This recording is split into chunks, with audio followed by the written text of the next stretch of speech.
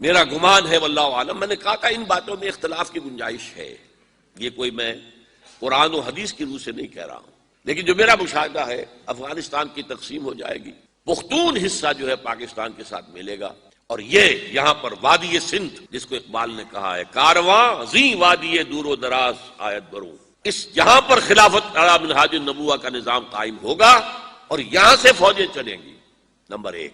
Number دو، عرب کے ریگزار میں 15ویں صدی کے مجدد کا ظہور ہو جائے گا۔ مہدی کو ہم مانتے ہیں مجدد، شیعہ مانتے ہیں 12ویں امام جو چھپے ہوئے، ان کے امام معصوم جو ہے 12، ان میں سے آخری جو ہے وہ چھپے ہوئے ہیں غار میں 1200 برس سے، اور وہ ظاہر ہوں گے، یہ ان کا عقیدہ ہے، ہمارا نہیں ہے۔ ہم سمجھتے ہیں جیسے ہر صدی میں اللہ مجدد بھیجتا رہا، اسی طریقے سے میرے گمان میں 15ویں صدی کے مجدد جو ہے وہ حضرت مہدی ہوں گے، ان کی حکومت جا کر یہ فوج قائم کرے گی، اربوں میں دم نہیں ہوگا، وہ اپنی عیاشیوں کی وجہ سے بالکل کھوکھلے ہو چکے، دولت کی فراوانی اور عیاشیاں۔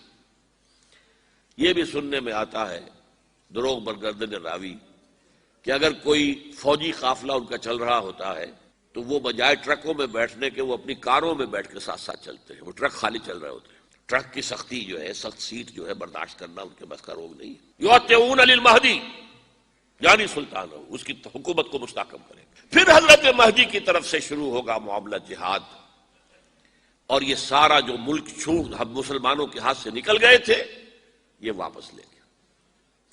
اس میں ایک کوشچن ہے جو میرے ذہن میں بہت عرصے سے تھا، جس کا کہ جواب اب مجھے سوچا ہے، واللہ عالم، یہ ساری باتیں میں کہہ رہا ہوں میرے گمان ہے، کیسے ہوگا کہ اتنی بڑی طاقت ایٹمک پاورز کے مقابلے میں مسلمان دوبارہ میدان میں آ کر اور جیتتے چلے جائیں؟ میرا گمان یہ ہے واللہ عالم، اس پورے معاملے کا سارا جو ہے ارینا جو ہے وہ ہے مڈل ایسٹ،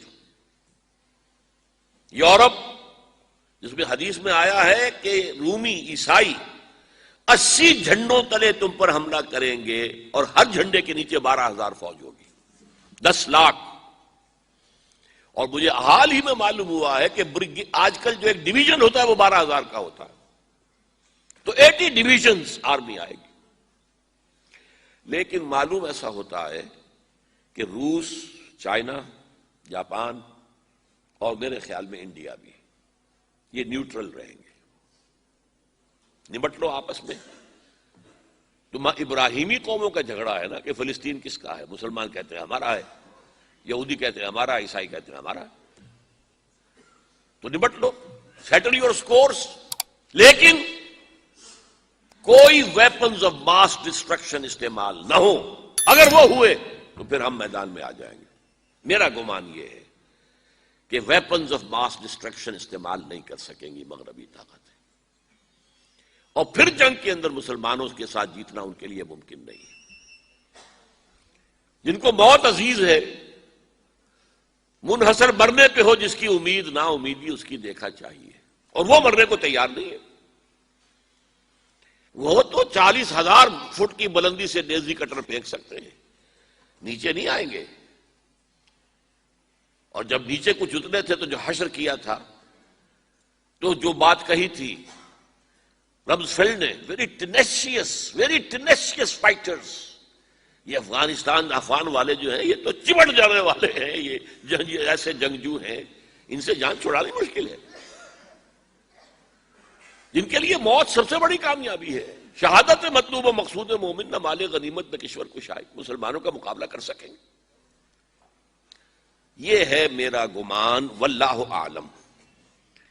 بہرحال پہلا مرحلہ کسی اجمی ملک میں جو میرے نزدیک پاکستان اور افغانستان پہ مشتمل ہوگا، خلافت کا نظام پہلے آئے گا، پھر یہاں سے فوجیں چلیں گی، حضرت مہدی کی حکومت قائم ہوگی، پھر وہ حضرت مہدی جو ہے وہ جہاد کریں گے، قتال کریں گے، اور اس قتال کے آخری مرحلے پر حضرت عیسیٰ علیہ السلام بھی نازل ہو جائیں گے، اور غالباً ان کے ذریعے سے پھر جتنا الیکٹرانک ان کا حساب کتاب ہے وہ ختم ہو جائے گا۔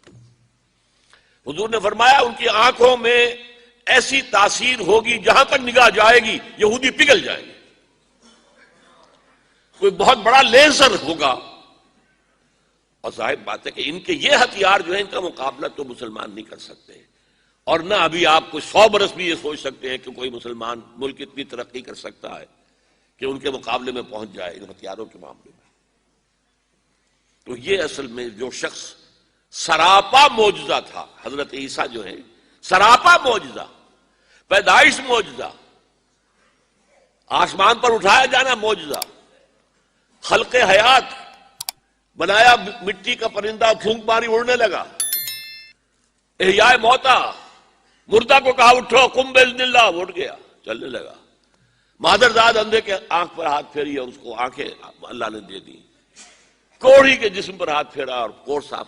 اس سے بڑے معجزے تو کسی کو دیے ہی نہیں گئے، سراپا معجزہ۔ وہی آ کر آخری جو بھی ہوگا معاملہ، اس کے اندر حضرت عیسیٰ کی معجزاتی شخصیت جو ہے در حقیقت وہ فیصلہ کن ہوگی۔ میرے نزدیک یہ ہیں وہ چیزیں جس کی بنا پر میں سمجھتا ہوں کہ حالات جو ہیں جدھر جا رہے ہیں، حضرت عیسیٰ کے آنے کے بعد 2 نتیجے نکلیں گے۔ عیسائیوں کا مذہب ختم ہو جائے گا۔ حدیث میں آیا ہے کہ عیسیٰ آئیں گے، یکسر الصلیب و یقتل الخنزیر، صلیب کو توڑ دیں گے۔ کیا مطلب؟ کہاں تم صلیب اٹھائے پھر رہے ہو؟ میں صلیب دیا ہی نہیں گیا، یہ سب تمہارا ایک من گھڑت قصہ ہے، مجھے تو اللہ نے پہلے اٹھا لیا تھا۔ وما قتلوہ وما صلبوہ، صلیب ہی پر کھڑی ہوئی ہے عیسائیت ساری کی ساری۔ اور خنزیر کو قتل کر دی، خنزیر تم نے کیسے حلال کر لیا اپنے لیے؟ کبھی اسلامی شریعت کے اندر موسیٰ کی شریعت میں حرام تھا، وہی موسیٰ کی شریعت میں تمہیں دے کر گیا تھا۔ Don't think I have come to destroy law, یہ لا تم پر نافذ رہے گا۔ گویا کہ عیسائی مذہب ختم ہو کر اسلام میں منتخب ہو جائے گا، یہودی ایک ایک ختم کر دیا جائے گا۔ یہودی کیوں اس انجام کے مستحق ہیں؟ اللہ کا پرانا قاعدہ چلا آ رہا ہے، جس قوم کی طرف کسی رسول کو بھیجا، اگر قوم نے بحیثیت مجموعی رسول کا انکار کیا، وہ ہلاک کر دی گئی۔ قوم نوح ہلاک ہوئی یا نہیں؟ قوم ہود، عاد ہلاک ہوئی یا نہیں؟ قوم سمود جن کی طرف حضرت صالح بھیجے گئے، قوم شعیب، عمورہ اور صدوم کی بستیاں، آل فرعون، یہودیوں کی طرف حضرت عیسیٰ کو رسول بنا کر بھیجا گیا تھا، انہوں نے رد کر دیا، محمد رسول اللہ کو رد کر دیا صلی اللہ علیہ وسلم۔ یہ اس سزا کے مستحق ہو چکے ہیں، لیکن وہ سزا ان کا رسول ہی ان کو آ کر دے گا، اسی لیے انہیں اٹھا لیا گیا۔ ایک پوز آ گیا ہے، مستحق تو ہو گئے تھے اسی وقت حضرت عیسیٰ کے زمانے میں کہ ہلاک کر دیے جائیں، لیکن حضرت عیسیٰ کے زمانے میں حضرت عیسیٰ کو اٹھا لیا اور ان کا معاملہ جو ہے وہ ملتوی کر دیا۔ جیسے کسی کو پھانسی کی سزا تو ہو جائے لیکن ابھی ایگزیکیوشن نہیں ہوئی ہے، ایگزیکیوشن جو ہے وہ ڈیفر ہو گئی۔ یہودی ختم، عیسائیت ختم، اور عیسائی سب مسلمانوں کے ساتھ شامل ہو کر ایک ملت واحدہ بن جائیں گے۔